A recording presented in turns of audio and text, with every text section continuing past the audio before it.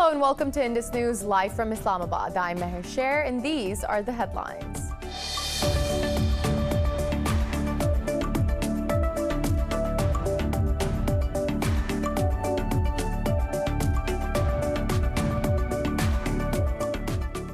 United Nations Secretary General Antonio Guterres has urged Pakistan and India to come together to resolve the Kashmir dispute. Talking to the media, the UN chief said there is no military solution to the decades-old conflict. He said any military confrontation would be a disaster for both countries and beyond. Earlier, Pakistan's envoy warned the world against India's plans of conducting false flag operations to justify its aggression against Pakistan.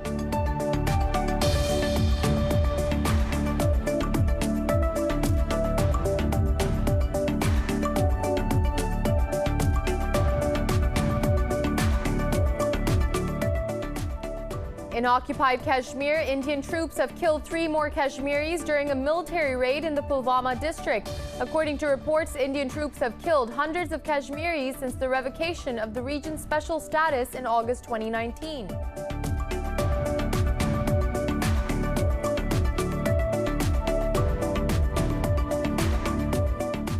The Taliban have rejected Pentagon's accusation of non-compliance with the Doha peace agreement. In a tweet, a Taliban spokesman said they are fully committed to the deal. Earlier, the Pentagon said it's very hard to see a specific way forward for a negotiated settlement with the Taliban over a surge in violence.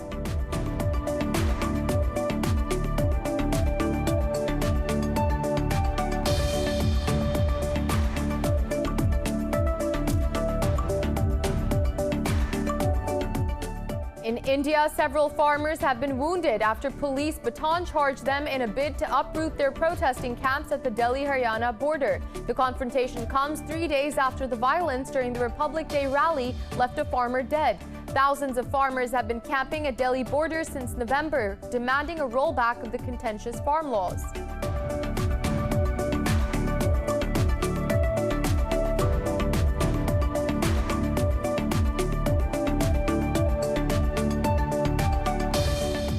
Brazil's coronavirus infections have surpassed 9 million, while it has recorded over 221,000 deaths so far. The U.S. has detected another variant first found in South Africa as its caseload tops 25.7 million with over 432,000 deaths. Pakistan has recorded more than 1,600 new cases and 46 fatalities overnight, raising the death toll to 11,560.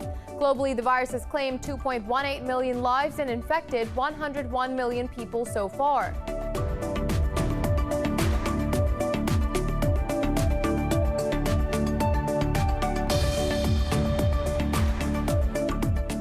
And in cricket, Pakistan beat South Africa by 7 wickets in the opening test at the National Stadium in Karachi. They completed a target of 88 runs for the loss of 3 wickets after bowling South Africa out for 245 runs in the second innings. Noman Ali took 5 wickets for 35 runs on his debut, while Yasir Shah dismissed 4 batsmen. Fawad Alam was named man of the match for his remarkable century.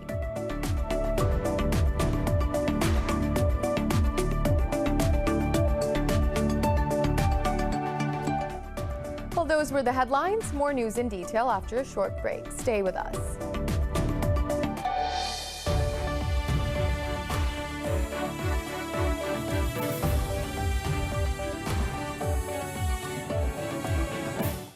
Welcome back. And now for the news in more detail. We begin with the United Nations. The UN Secretary General Antonio Guterres has urged Pakistan and India to come together to resolve the Kashmir dispute. Talking to the media, the UN chief said there is no military solution to the decades-old conflict. He said any military confrontation would be a disaster for both countries and beyond. Earlier, Pakistan's envoy warned the world against India's plans of conducting false flag operations to justify its aggression against Pakistan. Addressing the UN General Assembly, Munir Akram said the region may not be fortunate to avert a war next time like it did in 2020 due to Pakistan's restraint. The envoy also called for the implementation of the UN resolutions on the right of self-determination to the Kashmiri people. In occupied Kashmir, Indian troops have killed 3 more Kashmiris during a military raid in the Pulwama district. Nearly 300 Kashmiris have been killed by Indian troops since New Delhi revoked the valley's special status in August 2019 and imposed a curfew and communications blackout to silent dissent. Pakistan has repeatedly called for a global action on extrajudicial killings of Kashmiris. And in India, police have clashed with the farmers demonstrating against the controversial farm laws at Delhi-Haryana border. Many protesters were injured after the police baton charged them in a bid to uproot their protesting camps. A mob of around 200 people chanting pro-BJP slogans also pelted stones and vandalized protest camps. Thousands of Indian farmers have been demanding a repeal of the laws they say make them vulnerable to corporate exploitation. Over 100 farmers have died from illness during the protest, including 4 who committed public suicide in protest. Now, the Pentagon says it's very hard to see a specific way forward for the negotiated settlement with the Taliban, as they have failed to stop attacks on the Afghan forces and renounce terrorism. At a news briefing, spokesperson John Kirby said, however, Washington remains committed to the Doha peace agreement. Kirby added, the Biden administration will not commit to a full drawdown of troops from Afghanistan by May due to the surge in violence. Earlier, U.S. Secretary of State Antony Blinken also said that Washington was in the process of reviewing the Doha Pact. Speaking to Afghan President Ashraf Ghani over the phone, Blinken reiterated his desire for all Afghan leaders to support the historic opportunity for peace, while preserving the progress made over the last 20 years. The Taliban have earlier urged the new U.S. administration to fulfill the peace deal commitments and not to repeat the mistakes made by the previous governments. Meanwhile, top Taliban negotiator Sheikh Mohammed Abbas Stanekzai met with Russia's envoy Zamir Kubulovo in Moscow. Taliban spokesperson Mohammad Naim said the two sides discussed the ongoing intra-Afghan negotiations. Moving on, Iran has warned that the new U.S. administration must act quickly to return to the 2015 nuclear deal. In an interview, Iran's envoy Takht Ravanchi said the window is closing for President Joe Biden to lift economic sanctions before Tehran's deadline approaches. He said, however, the UN nuclear inspectors will not be expelled from Iran after the deadline, but the additional access to nuclear sites provided by Tehran voluntarily will be withdrawn. Ravanchi also reiterated that if the U.S. resumes compliance with its commitment, Iran will follow suit. He said this will benefit all sides. Iran, Russia, and Turkey have welcomed the 5th round of the UN-brokered Syrian Constitutional Committee talks in Geneva. In a joint statement, Tehran, Moscow, and Ankara underlined their support for a sovereign, independent, and united Syria. The statement urged the committee to seek compromise and consensus among the dialogue's participants to end the Syrian civil war. They said the committee should work independently from foreign interference to gather the broadest possible support among Syrians. They also stressed that the body has been created by Astana guarantor nations to support efforts for a peaceful solution to the fighting. Today is the last day of the 5th round of the talks on formulating the basic principles of the Syrian constitution. Armenia and Azerbaijan have conducted a prisoner swap in line with their trilateral agreement with Russia. The Russian peacekeeping forces say 1 Azeri and 5 Armenian prisoners were exchanged. Commander Rustam Muradov said the exchange was a result of the work carried out by the Russian peacekeepers. Muradov said Russian Aerospace Forces aircraft delivered the prisoners to Baku and Yerevan. He also said Moscow's peacekeeping forces will continue to ensure the three-party deal is strictly implemented. Baku and Yerevan signed a Russian-brokered agreement on November 10th to end the conflict over the Nagorno-Karabakh region. China says it will not recognize British national overseas passports as valid identification documents starting from January 31st. At a press briefing, Foreign Ministry spokesman Zhao Lijian said Beijing reserves the right to take further action on the matter. He said Britain is trying to turn large numbers of Hong Kong people into second-class British citizens. Zhao said this has completely changed the original nature of the document. The scheme offers Hong Kong citizens a route to British citizenship It allows those with British national overseas status to live, study, and work in the UK for 5 years and eventually apply for citizenship.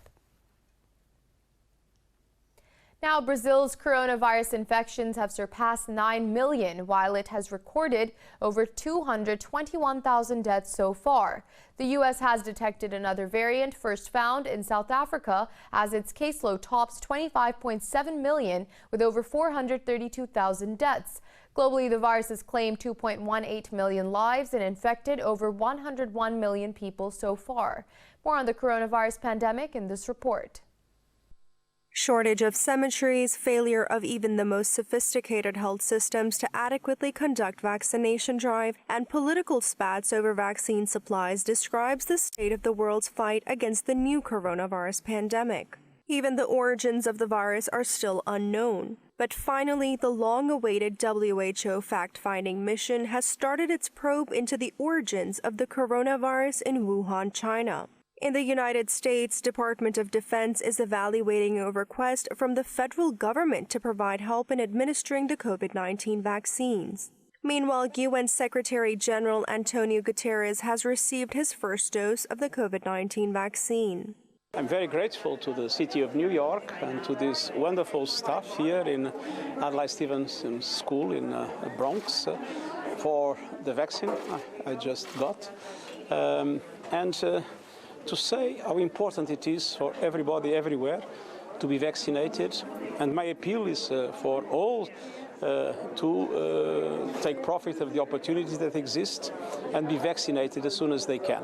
In Europe, Britain and the EU continue to haggle over AstraZeneca vaccine. Belgian medicines regulators have raided AstraZeneca's vaccine production site near Brussels at the request of the European Commission. The Commission has warned that it could ban millions of doses being sent to the United Kingdom as increasingly bitter row over jabs of distribution intensifies. Meanwhile, Britain is banning direct flights to and from the UAE, shutting down the world's busiest international airline route from Dubai to London. Denmark has announced to extend its current restrictions by 3 weeks to curb the spread of a more contagious variant. At the moment, we are seeing two simultaneous trends in the pandemic. One is driven by the virus we know, and it is on its way down, while the other one is driven by the new variant, and it is on its way up. We cannot stop the progression of this new variant that is spreading the way it is, but we will do everything in our power to slow it down as much as possible. South Korea has delayed easing of restrictions over outbreaks in mission schools threaten the efforts to keep new infections under control. Vietnam reported 9 more new cases as the country's first outbreak for nearly 2 months spread in the capital, Hanoi. While Pakistan has recorded another 46 deaths from COVID-19 overnight, raising the toll to 11,318. The health officials reported 1,644 new infections since yesterday. Out of some 541,000 infected in the country so far, over 496,000 have recovered. The number of active COVID-19 cases in the country has crossed 32,000. Prime Minister's Special Assistant on Health, Dr. Faisal, said the first tranche of COVID-19 vaccine will arrive in the country on Saturday. He said a special plane would be flown to China to transport the vaccine. Now, Pakistan and Qatar have underscored the importance of further enhancing the defense cooperation. In a statement, the Pakistani military said Army Chief General Qamar Javed Bajwa is on a 2-day official visit to Qatar. Meeting Emir of Qatar Sheikh Tamim bin Hamad Al Thani in Doha, Bajwa expressed satisfaction over defense relations between the two armed forces. They discussed matters of mutual interest, bilateral collaboration, and regional security. Pakistan's Army Chief also witnessed a passing out parade at Ahmed bin Mohammed Military College. He appreciated the high standards of Qatari forces and their efforts to groom young cadets to take on future challenges. The Qatari leadership reiterated that Pakistan and Qatar share brotherly relations. And we'll be back with more stories after a short break. Stay with us.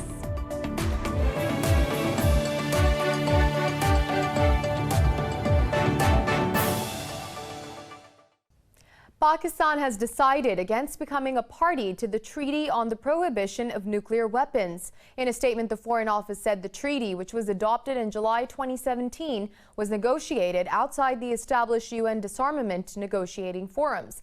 Now, for more on this, we're being joined by our correspondent, Isa Naqvi from Islamabad. Isa, please share some more details about this development with our viewers. Yes, it is a big announcement from Pakistan that it will not be a party to the Treaty on the Prohibition of Nuclear Weapons, and this has been announced by the Foreign Office of Pakistan today. I spoke with the relevant people in the Foreign Office as well, and they are of the view that Pakistan has decided after due deliberations that since the treaty was negotiated outside the nuclear disarmament forums that were supposed to discuss it, none of the nuclear armed states, including Pakistan, took part in these negotiations. And Pakistan believes that the legitimate concerns and interests of all the stakeholders, they are neglected in the treaty. Pakistan has also cited the special UN General Assembly session of 1978 that discussed nuclear disarmament, and Pakistan believes that since all the negotiating forums, all the treaties, they allow the nuclear armed states to keep minimum credible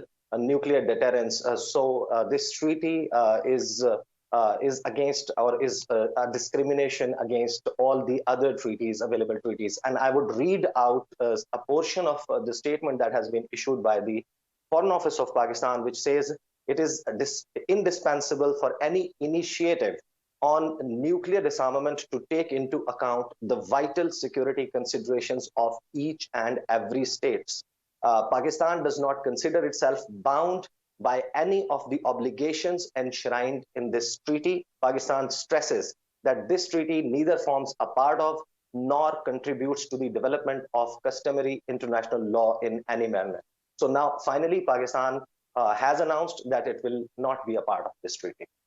All right. Thank you, Isa, for joining us and for giving us those details. Now, resuming with the rest of our bulletin, at least one person has been killed in violent clashes between police and anti-COVID-19 lockdown protesters in Tripoli, Lebanon. Police said over 100 were wounded. They said the protesters set ablaze a government building as the demonstrations entered fourth night over a 24-hour curfew. Lebanese media said police fired live bullets as protesters tried to storm the government building. Meanwhile, the army has also been deployed to quell the protests and safeguard important buildings. It said scores of people also got wounded in the clashes in one of Lebanon's poorest cities. Police also fired tear gas at the protesters, hurling Molotov cocktails at the anti-riot police. Moving on, Bangladesh has sent another 1,700 Rohingya refugees to a remote island on the Bay of Bengal. This comes after international rights advocates and the UN raised safety concerns. Navy officials say more will go tomorrow to the flood-prone Bhashan Char. Amnesty International has also called for an independent assessment of the refugee camps by humanitarian agencies. Bangladesh has sent around 3,500 Rohingya to the island of Bhashan Char since December. Bhashan Char emerged from the sea only 2 decades ago and is several hours by boat from the nearest port at Chittagong. The refugees are not allowed to leave the island without permission from the government. Now in Greece, thousands of university students and teachers have rallied in Athens against the government's plans to police the universities. Wearing face masks, the protesters defied a 100-person limit on demonstrations as part of measures to combat coronavirus. Students are protesting against the government's decision to deploy security guards on campuses after various acts of violence. The government measures also include installing surveillance cameras. In 2019, the government scrapped a university asylum law that prohibited police from entering institutions. And 4 people have been killed after a fire broke out at a COVID-19 hospital in the Romanian capital, Bucharest. Hospital authorities say 102 other patients were evacuated after the fire spread to 4 rooms of the Matei Balz hospital. They said 44 of the evacuated patients have been shifted to other hospitals, as many have medium to serious COVID-19 symptoms. Meanwhile, Romania's Interior Ministry said prosecutors are investigating the cause of the fire. Matei Balz is one of the largest largest and most used COVID-19 hospitals in Romania. In November, a fire at the intensive care unit of the Piatra Neamt County Hospital killed 10 people. Hollywood actress Demi Moore and model Kate Moss, along with other famous faces, walked down the Fendi catwalk at Paris Haute Couture Week. The Italian luxury label presented an array of flowing gowns, beaded capes, and oversized earrings. Find out more in this report. With France under restrictions due to the COVID-19 pandemic, brands are sharing videos online instead of hosting bigger events usually attended by editors, buyers, celebrities, and bloggers. Fendi presented its design at the Palais Brongniart. Models including Naomi Campbell, Cara Delevingne, and Bella Hadid showcased designer Kim Jones' debut couture collection. Fendi cited the British sensibility of the Bloomsbury Group an artist circle, which included Virginia Woolf as the collection's main inspiration. One by one, the models walked into the glass-walled rooms decorated with bookcases. The Haute Couture Fashion Week, which has now wrapped up, includes an elite club of top-end designers showing off elaborate creations, which are not mass-produced for stores but tend to be sold to private clients. World-famous Scottish stunt biker Danny McCaskill takes on a route down the sheer face of Loch Corrusk on the Isle of Skye. More about his stomach-churning stunt in this report. Mountain biker Danny McCaskill is used to traveling the world to find new sources of adrenaline rushes. But confined to the UK because of the COVID-19 pandemic, he discovered thrills much closer to home when he took on soaring peaks on a picturesque Scottish island. Towering some 610 meters above Loch Corrusk on the Isle of Skye, the top slabs are angled between 40 and 60 degrees and provided McCaskill with one of the hardest challenges of his riding career. The 35-year-old has shot to fame on social media after filming a string of seemingly impossible stunts on his mountain bike. McCaskill says it was incredible and pretty scary. Finland's Lahti, which is the European Green Capital for 2021, has added ski trails to the city to reduce carbon emission. More about the world's first urban ski sharing system in this report. When the city roads get icy with the knee-deep snow, skiing is a fast way to get around. The authorities of the city have decided to roll out a public ski sharing scheme, City Skis, which works in a similar way to the city's bike sharing. 3 ski points have been formed to borrow skis. With a total of 180 kilometers of cross-country skiing trails in the area, new skiing trails have been laid out in the city center. Lahti is also known as a winter sports city and has hosted the Nordic World Ski Championships 7 times. The city authorities want to encourage people to reduce their transport-related carbon emission. We are really proud to be the European Green Capital this year, and we want to celebrate it in a very Lahti way. Winter sports and skiing are a big part of who we are, and we want to save our winters. That's why we are only 4 years away from reaching carbon neutrality in 2025. Lahti is the smallest city to be awarded the GEC title with a population of 120,000. Meanwhile, in Vietnam, smartphones are helping rice farmers save their harvests. With sensors installed in fields, the farmers use their phones as an early warning system to detect salt before it can cause any damage. More in this report. Vietnam is a country that has been hit hard by climate change. Heavier rainfall and rising temperatures have increased the risk of floods, typhoons, and droughts. Rising sea levels have seen salt water leaching into paddy fields and severely damaging crops. The International Fund for Agriculture Development has placed sensors in the farmers' fields. The results are monitors recorded and sent to farmers using a simple smartphone app.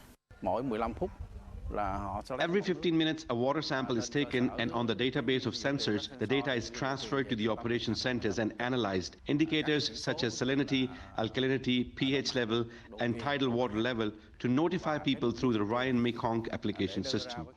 The farmers receive instant alerts on their smartphones. These alerts have given farmers early warnings of increasing saline levels. Thus, they can act quickly to save the crops. In the past, if our parents or we wanted to know if the water was salty or not, we had to taste it like this to decide whether to get water into the field or not. But nowadays, we can stay at home and still be able to collect water information. IFAD's new climate adaptation program aims to raise $500 million to help at least 10 million farmers adapt to climate change.